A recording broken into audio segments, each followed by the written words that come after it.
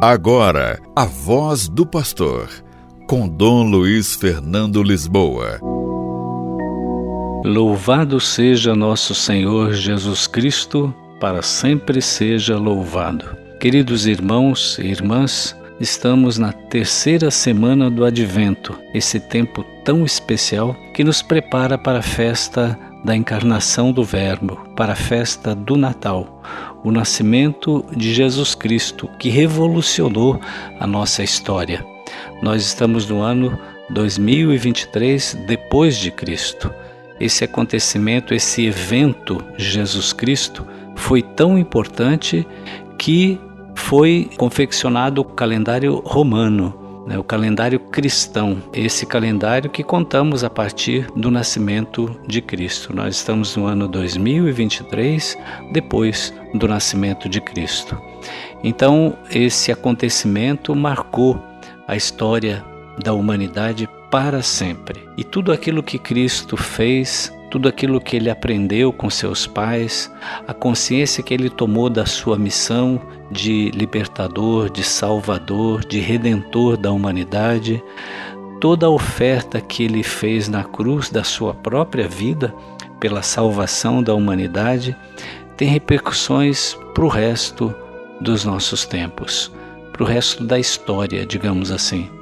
Então tudo aquilo que Jesus viveu, seu martírio, até a sua ressurreição e a certeza de que ele está presente em nós, está presente no nosso meio, está vivo, está ressuscitado, isso impulsiona os cristãos a irem à frente, a continuarem a missão de Jesus, a procurarem fazer o bem que ele fez, a procurarem dar testemunho com as suas próprias vidas do amor, da justiça, da fraternidade, da compreensão entre as pessoas, do acolhimento. E quantas pessoas ao longo da história que tentaram imitar Jesus, que deram o máximo de si e que pagaram com a própria vida. Eu queria trazer aqui hoje o caso de beatificação, não de uma pessoa, não de duas pessoas, mas de uma família inteira. No mês de setembro, dia 10 de setembro, Polônia, pela primeira vez na história da igreja, uma família inteira é beatificada. A celebração de beatificação aconteceu no dia 10 de setembro, na cidade de Markowa, ou Markowa, na Polônia, composta por 9 pessoas, essa família, sendo uma delas um nascituro, ou seja, que nem tinha nascido. Foi reconhecido o martírio da família polonesa e comprovado que viviam como verdadeiros cristãos, colocando o evangelho em prática nas atitudes, no dia a dia da sua vida. Vamos conhecer um pouco melhor a família Ulma. O sobrenome deles era esse, Ulma. Em Markowa, o pai de família, Joseph, trabalhava no campo. Então, para nós, era agricultor. Tinha as suas plantações e trabalhava no campo, enquanto a esposa, Victoria, trabalhava nos serviços da casa e cuidava dos filhos, que na época do martírio eram 7, sendo que um deles estava para nascer. Ela já estava para dar à luz. Vivendo cotidianamente na simplicidade, a família vivia e tornava vivo o Evangelho. A educação à fé, a oração comum em família, a leitura da Bíblia, faziam da família Ulma o que São João Paulo II chamava de igreja doméstica, aberta também aos mais necessitados. Assim eles viviam quando estourou a Segunda Guerra Mundial em 1940. O casal Ulma acolheu em casa 8 judeus, povo que estava sendo perseguido pelos alemães nazistas, para serem levados aos campos de concentração. Veja que os judeus sofreram muito naquele tempo. Muitos foram massacrados, foram mortos, milhares. Mas muitos foram ajudados, e esse casal Ulma acolheu 8 judeus, esconderam na sua casa, porque iam ser levados pelos alemães aos campos de concentração.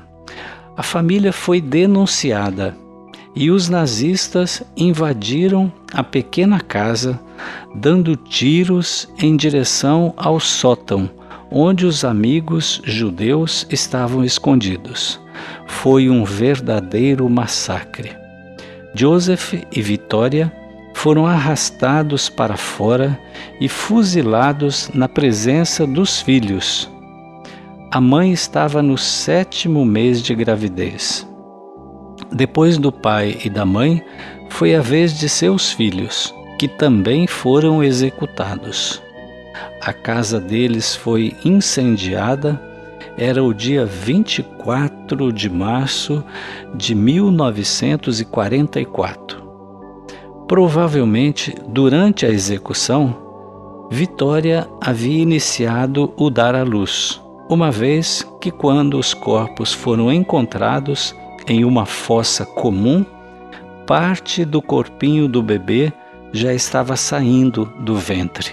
Então, aquela situação toda, o disparo que fizeram contra a mãe, fez com que a criança começasse a nascer. Foi encontrado depois, não é, dessa maneira que acabei de dizer, numa fossa comum, o corpinho da criança começando a sair.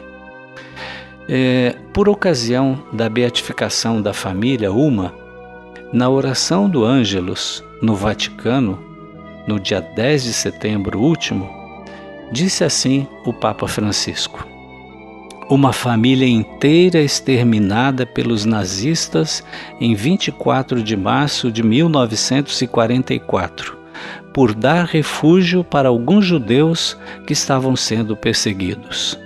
Ao ódio e à violência que caracterizaram aquela época, eles opuseram o amor evangélico. Que essa família polonesa, que representou um raio de luz na escuridão da Segunda Guerra Mundial, seja para todos nós um modelo a ser imitado, no ímpeto do bem e no serviço a quem mais precisa.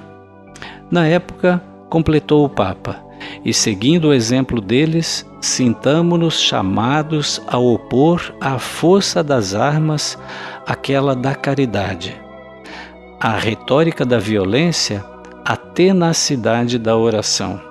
Façamos isso especialmente por tantos países que sofrem por causa da guerra. De modo especial, disse o Papa na época, intensifiquemos nossa oração pela martirizada Ucrânia. Ali estão as bandeiras da Ucrânia, que está sofrendo tanto, apontou o Papa. Se fosse hoje, o Papa diria, rezemos também pela martirizada Palestina e por Israel, para que cesse aquela guerra. Os judeus que sofreram aquele massacre, mas também que tiveram solidariedade de outras pessoas, que os judeus, sobretudo os sionistas, aqueles que têm ódio ainda no seu coração, parem com esse massacre que estão a fazer aos palestinos. Erraram os membros do Hamas quando fizeram aquela ação contra os israelenses. Um absurdo, um massacre. Mas pior é o que está agora acontecendo com os palestinos. Milhares de crianças mortas, martirizadas, inocentes, pessoas idosas, mulheres. Então rezemos nesse tempo do Natal, peçamos ao Príncipe da Paz que nos traga paz, que traga paz ao mundo, à Ucrânia, à Palestina, a Israel, à Rússia, enfim, a todos os que estão envolvidos em algum tipo de guerra, para que cessem as armas, para que tenhamos um mundo de paz. Rezemos pela paz no mundo. O Senhor esteja convosco, Ele está no meio de nós. Por intercessão de Nossa Senhora, Rainha da Paz, abençoe-vos o Deus Todo-Poderoso, o Pai e o Filho e o Espírito Santo. Amém. A Voz do Pastor, com Dom Luiz Fernando Lisboa.